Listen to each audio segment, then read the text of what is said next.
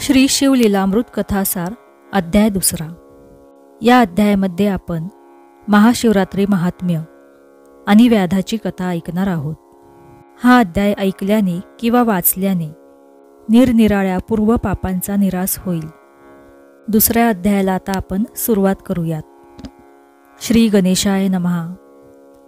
ज्या घरात नेहमी शंकराचे स्मरण केले जाते त्या घरात कसलीही कमतरता पडत नाही. शिवस्मरण करणाऱ्या भक्ताचे सर्वतोपरी कल्याण होते. त्याला सर्व प्रकारचे सुखोपभोग प्राप्त होतात. शिवप्रसादाने मुक्तीही मिळते. लोखंडाचा परिसाला सहज स्पर्श झाला तरी त्याचे तत्काळ सुवर्ण होते. शिवनामाचा महिमाही तसाच आहे. ते तुम्ही कसेही घ्या, त्याने तुमचे कल्याणच होते. शंकराला उद्देशून, हे भोलेनाथ, हे कैलासपती, हे उमारमना असे संकेताने जरी म्हणालात तरी तो शिव तुमच्यावर प्रसन्न होतो. शंकराबद्दल आपल्या मनात उत्कट भाव हवा. शिवरात्री हा पवित्र आणि महान पर्वकाळ आहे. त्यात त्रिकाळ शिवपूजन, रुद्रघोष, शिवकीर्तन, उपोषण व जागरण केले तर भक्ताला अगणित पुण्य मिळते. याच सर्वोत्तम पर्वाची महती सांगणारी एक सुरस कथा सुतांनी शौनकादी ऋषींना सांगितली. व्यास महर्षींनी माघ मासाचे विशेष महत्त्व सांगितले आहे. याच माघ मासातील कृष्ण चतुर्दशीला महाशिवरात्री म्हणतात. व्याधाची कथा. सूत म्हणाले, विंध्य पर्वतात एक व्याध राहत असे. एकदा तो शिकारीसाठी जंगलात गेला. तेथे त्याने एक शिवमंदिर पाहिले. योगायोगाने त्या दिवशी महाशिवरात्री होती. शिवभक्त शिवालयात शिवस्तुती करत होते. तेथील शिवभक्तीचा उल्हास पाहून व्याध तेथेच थांबला. त्याने सर्व सोहळा डोळे भरून पाहिला आणि त्याला त्या लोकांची गंमत वाटली. त्यांची चेष्टा करण्यासाठी हर हर महादेव, शिवशंभो म्हणत घोर अरण्यात प्रवेश करण्यासाठी तो शिवालयाला वळसा घालून गेला. जाता जाता गमतीने शिव शिव म्हणू लागला. अशा तऱ्हेने त्याच्या मुखातून शिवनामाचा जप होऊन नामप्रभावाने त्याने केलेले भयंकर पापे नष्ट होऊ लागली. फिरत फिरत तो एका सरोवराजवळ आला. शिकार करण्यासाठी तो सरोवराच्या काठावरच्या एका बिल्ववृक्षावर चढला. बराच वेळ गेला तरी सावज दृष्टीस पडेना. त्यामुळे कंटाळून धनुष्यबाण बाजूला ठेवून तो जवळची बिल्वपत्रे उजव्या हाताने खुडून खाली टाकू लागला. त्या झाडाखाली ब्रह्मदेवाने स्वहस्ते स्थापन केलेले एक शिवलिंग होते. त्यावर बिल्वपत्र पडत असल्याने शंकर प्रसन्न झाले. अशा प्रकारे नकळत शिवस्मरण, उपोषण, जागरण आणि पूजन झाल्याने व्याधाची पातके नष्ट होऊ लागली. एक प्रहर लोटल्यावर एक हरिणी पाणी पिण्यासाठी सरोवराजवळ आली. ती गर्भिणी असून तिची अंगकांती तेजस्वी होती. व्याधाने नेम धरला तशी ती मनुष्यवाणीने बोलू लागली. तिने ती गर्भवती असल्याचे व प्रसूतीसमय जवळ आल्याचे सांगितले. तिने गर्भहत्या पापाचे विवेचन व्याधाला सांगितले. ती हरिणी मनुष्याप्रमाणे शास्त्राच्या गोष्टी सांगू लागल्यावर व्याधाला याचे नवल वाटून त्याने तिला प्रश्न विचारला. तू पूर्वी कोण होतीस? तुला एवढे ज्ञान कोठून प्राप्त झाले? ते सर्व मला सांग. हरिणीने आपली पूर्वकथा पुढीलप्रमाणे सांगितली. ही हरिणी म्हणजेच रंभा अप्सरा होय. ती सौंदर्यवती होती. तिला आपल्या सौंदर्याचा गर्व झाला आणि ती हिरण्य नावाच्या असुराबरोबर राहू लागली. देवसंग तिला आवडेनासा झाला. तिने शिवपूजन पण सोडले. तिला एकदा कैलासाला जाण्याची इच्छा झाली. तिला कैलासात बघून शिव क्रोधित झाले व त्यांनी तिला तिच्या सख्या व असुर हिरण्य यांच्यासहित हरिणी होऊन भूलोकी राहण्याचा शाप दिला. शापवचन ऐकून व्यथित झालेल्या रंभेने क्षमा याचना केली. तेव्हा शिवांनी तिला शाप दिला. तुम्ही 12 वर्षे हा शाप भोगाल, त्यानंतर माझ्या पदाला याल.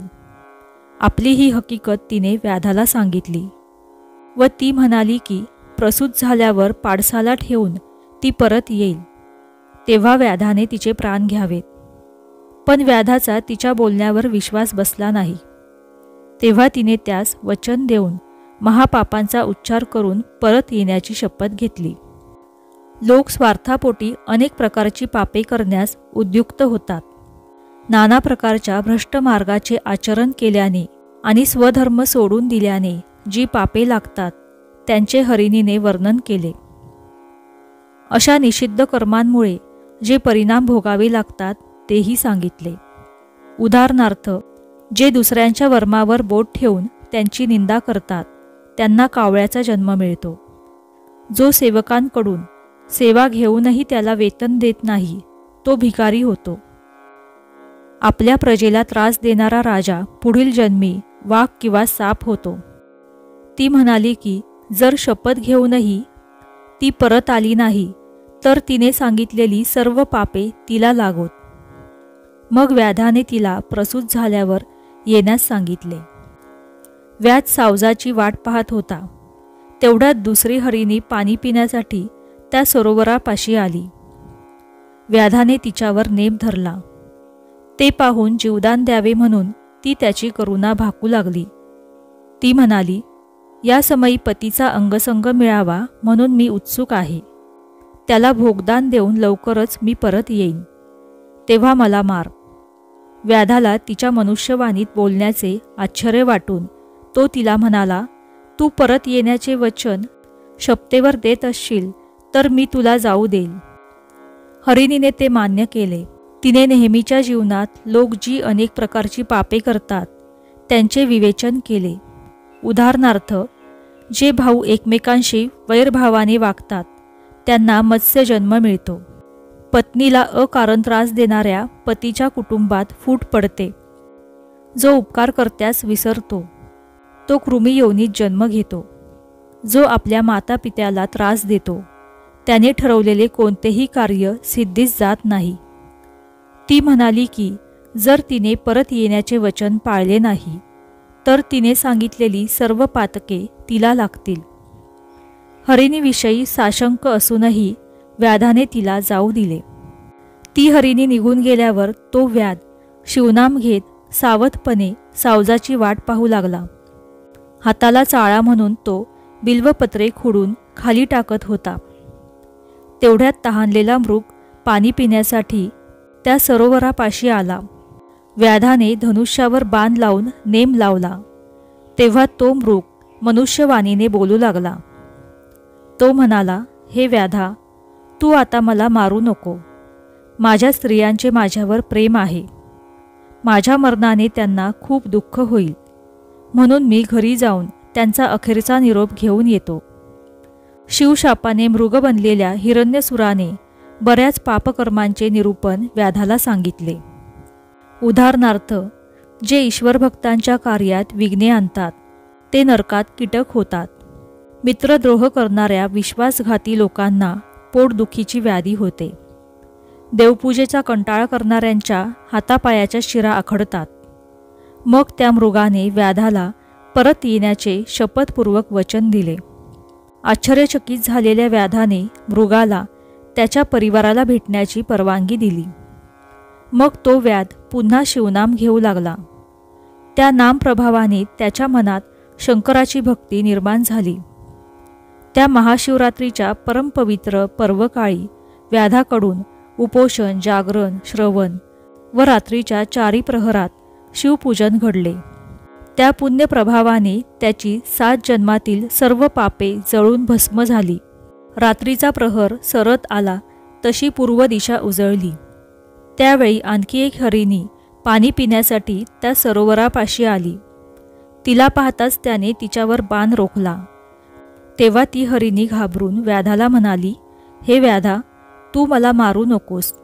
वनामध्ये माझ्या उपाशी पाडसांना स्तनपान करवून मी तुझ्याकडे परत येईन आणि समाधानाने मरण पत्करेल.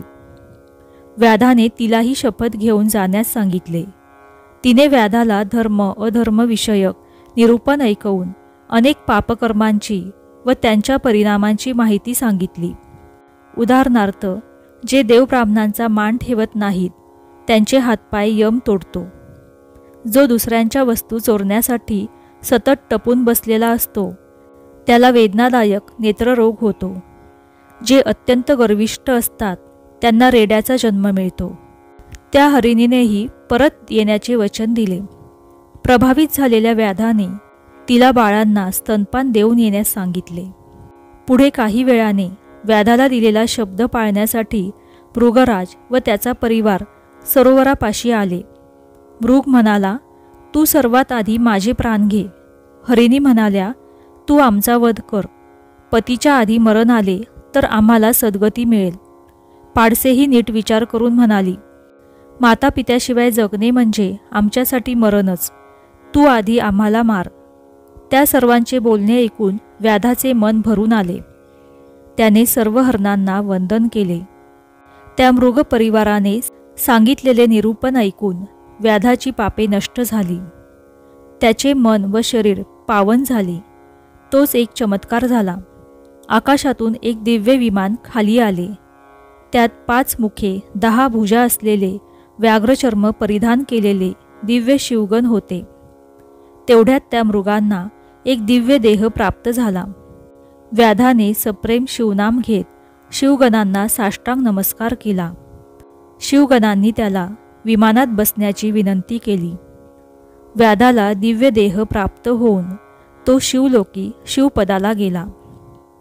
मृग परिवार दिव्य तारकांच्या रूपाने आकाशात झळकू लागला. आजही आकाशात मृग नक्षत्रातील तारे दिसतात. असा हा शिवरात्री महिमा, ज्याच्या स्मरणाने देखील महापातके भस्म होतात. धन्य धन्य ते शिवरात्री व्रत. धन्य शिवरात्री व्रत महात्म्य कथा. श्री साम सदाशिवार्पणमस्तु. या अध्यायाच्या पठणाने किंवा श्रवणाने निरनिराळ्या पूर्व पापांचा निराश होईल. श्री साम सदाशिवार्पणमस्तु. श्री स्वामी समर्थ. जय जय स्वामी समर्थ.